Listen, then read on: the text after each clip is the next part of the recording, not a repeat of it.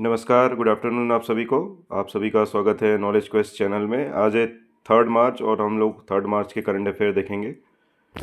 अब से हम लोगों ने करंट अफेयर में कैटेगराइज कर दिया है सेक्शन वाइज। जैसे सेक्शन वाइज में और भी बेनिफिट्स रहते हैं, आपको पता चलेगा कि किस सेक्शन से कितने क्वेश्चंस आ रहे हैं डेली बेसिस पे, और हम एग्जामिनेशन के सिलेबस से मैच करके उसको टैली कर सकते हैं। तो आइए बिना समय को बर्बाद किए हुए करंट अफेयर शुरू करते हैं। उससे पहले आप सभी चैनल को सब्सक्राइब करें, लाइक करें और शेयर करना ना भूलें, और सजेशन भी ज़रूर शेयर करें कमेंट सेक्शन में। आज का देखिए पहला सेक्शन क्या है, फिनेंस एंड बैंकिंग अपडेट्स है। कई लोग फाइनेंस भी बोलते हैं, तो अपना अपना प्रोनाउंसिएशन है। पहला क्वेश्चन है, hyper face partners with which Indian fintech firm to facilitate instant credit facility. तो एनपीएसटी के साथ हाइपर फेस ने पार्टनरशिप किया है, किस चीज़ के लिए? क्रेडिट फैसिलिटी को प्रोवाइड करने के लिए। सेकंड क्वेश्चन पे आते हैं। सेकंड क्वेश्चन है हमारा, which bank launch the programme for the central bank digital currency. तो किस बैंक ने प्रोग्राम लॉन्च किया है, किस चीज़ के लिए? सेंट्रल बैंक डिजिटल करेंसी के लिए। तो बैंक ऑफ बड़ौदा ने लॉन्च किया है। ये कौन सा प्रोग्राम है? ये लॉयल्टी कैशबैक प्रोग्राम है। नेक्स्ट क्वेश्चन में स्विच करते हैं।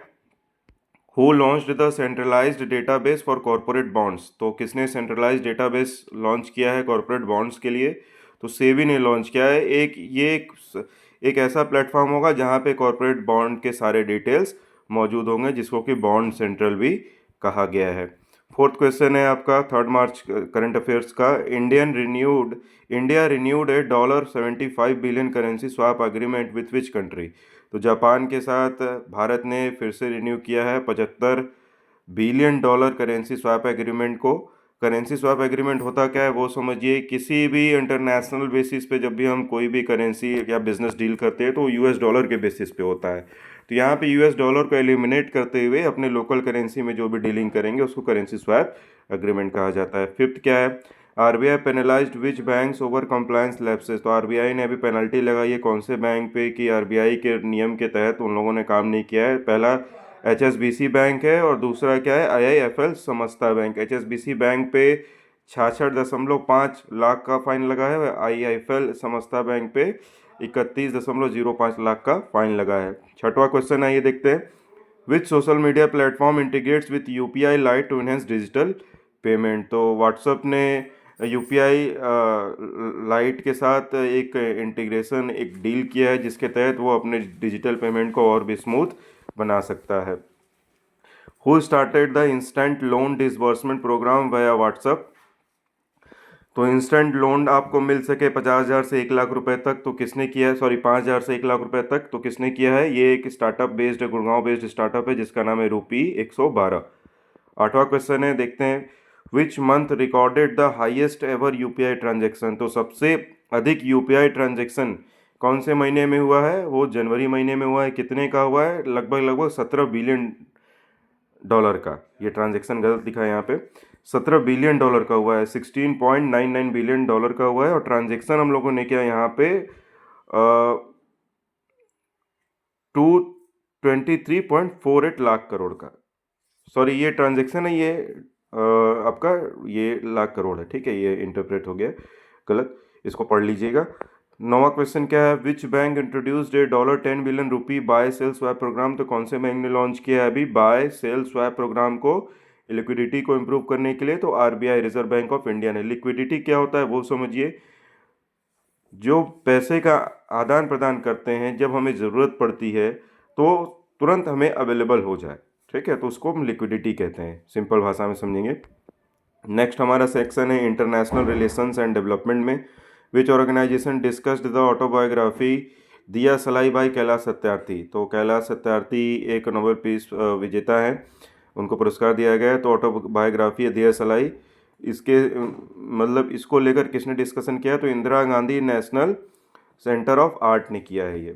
11वां क्वेश्चन क्या है हमारा, चलते हैं पढ़ते हैं इसको। India extended $1 million aid to which country for the rice fortification project. ये राइस होगा, RICE, चावल, राइस फोर्टिफिकेशन प्रोजेक्ट को लेकर। तो आंसर है लाओस पीपल्स डेमोक्रेटिक रिपब्लिक, ठीक है।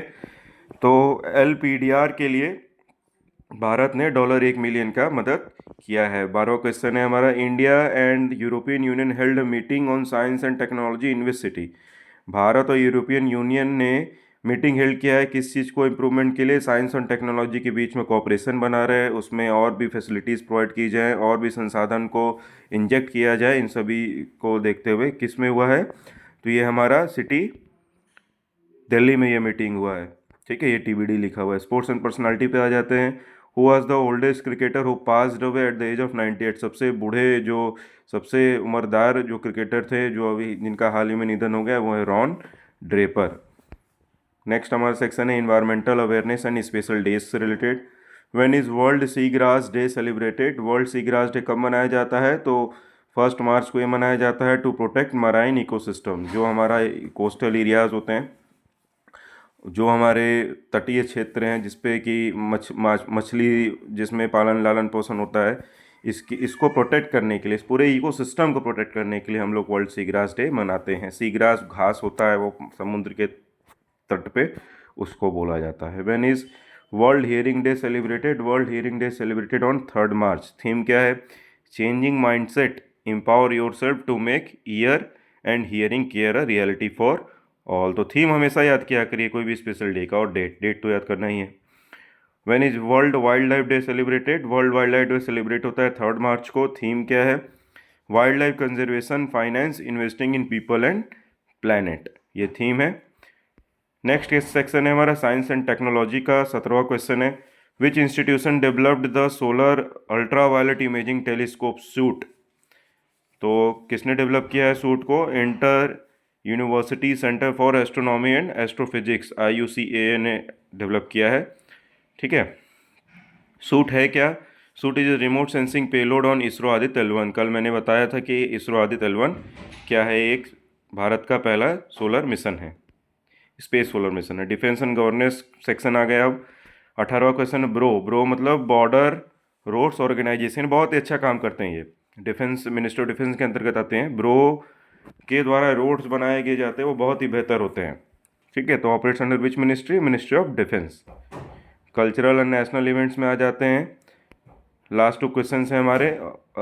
19th क्वेश्चन है, Auroville recently celebrated its 57th anniversary with a bonfire meditation at the Matri Mandir amphitheatre, who administered this. तो ऑरोविल एक टाउनशिप प्रोग्राम है, कौन एडमिनिस्टर कर रहा है, ये मिनिस्ट्री ऑफ एजुकेशन कर रहा है।